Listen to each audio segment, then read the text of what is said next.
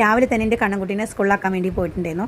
അവൻ വണ്ടിയിലാട്ടോ കൂടുതലും വരാറും പോകാറുള്ളത്. എന്നാൽ ഞാൻ വീട്ടിലുള്ള ദിവസങ്ങളിൽ ഞാൻ തന്നെ കൊണ്ടാക്കണമെന്നും ഞാൻ കൊണ്ടുവരാൻ വരണമെന്നും അവന് ഭയങ്കര നിർബന്ധമാണ്. അപ്പോൾ അവൻ്റെ നിർബന്ധത്തിന് വഴങ്ങിപ്പോയതാണ് കേട്ടോ. പക്ഷേ ചെല്ലുന്നത് എനിക്കിഷ്ടമാണ്. ഞാൻ ചെന്ന് കഴിഞ്ഞാൽ അതാ ഇവരോട് കുറച്ച് നേരം വർത്താനൊക്കെ പറഞ്ഞിരുന്നിട്ട് വരുള്ളൂ കേട്ടോ.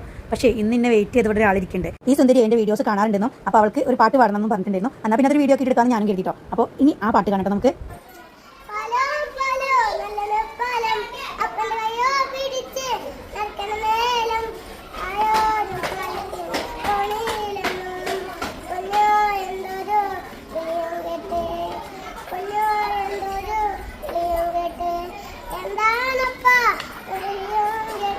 അപ്പോൾ നല്ല ഉഷാറായിട്ട് പാടിയിട്ടുണ്ടായിരുന്നു കേട്ടോ.